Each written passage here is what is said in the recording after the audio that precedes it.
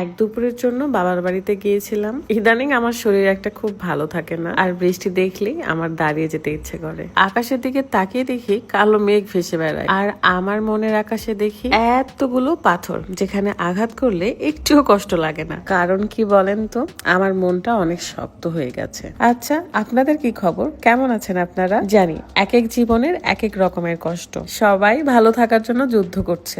আগের থেকে এখন আব্বুকে নিয়ে ভীষণ চিন্তা হয়, জানি না কেন, বাট একটু পরপর আমার ভেতরে খারাপ লাগে অ্যান্ড চলে আসি দেখতে। বাবার মতো এই পৃথিবীতে আমার ভালো কেউ চায়নি, নিঃস্বার্থ ভালোবাসা পেলাম না, তাই মনে হলো একটা দুপুর বাবার বাড়িতে ঘুমিয়ে আসি।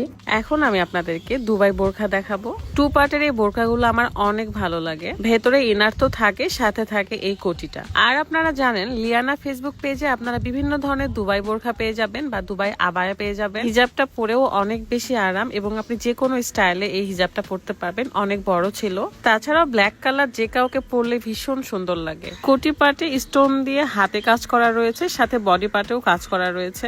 আপনারা যদি সুন্দর সুন্দর আবায়া কিংবা বোরখা নিতে চান তাহলে অবশ্যই লিয়ানা ফেসবুক পেজে নক করবেন। পেজটা আমার ভিডিওর ডেসক্রিপশনে দেওয়া আছে। এছাড়াও আমাকে কেমন লাগছে তা জানাতে একদমই ভুলবেন না।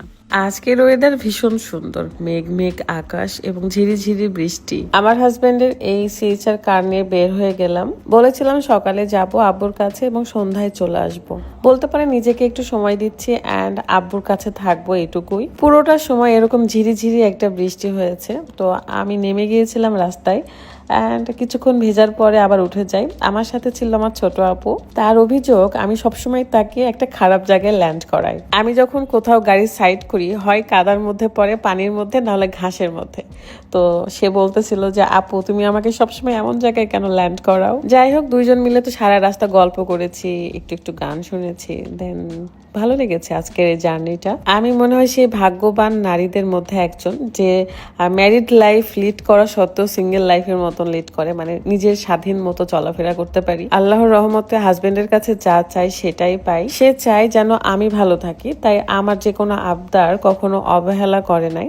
আমি এখানে হিল পরে হাঁটতেছিলাম মাটির রাস্তায়, আর বৃষ্টির জন্য কাদা কাদা ছিল পুরো রাস্তায় বেশিরভাগ। আমি হিল পরেও সুন্দর করে হেঁটে যেতে পারছিলাম।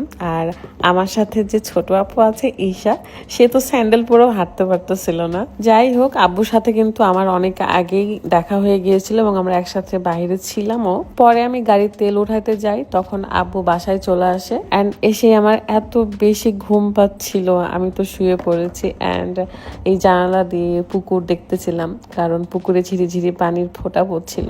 ভীষণই ভালো লাগছিল অ্যান্ড আমি একটু ঘুমিয়েও গিয়েছিলাম বলতে গেলে। গরমের সময় গ্রামে দেখবেন যে বিছানার উপরে পাটি বা সব পেরে দেওয়া হয়, তো এখানে পাটি পেরে দেওয়া ছিল অ্যান্ড লল পাটিও থাকে, আর আমার অনেক আরাম লাগছিল। যাই হোক, সন্ধ্যার পরে আমরা বের হয়ে যাই রাজশাহীর উদ্দেশ্যে এবং চলে আসি রাজশাহীতে। মাঝে মাঝে নিজেকে ভালো রাখতে সময় দিতে হয়।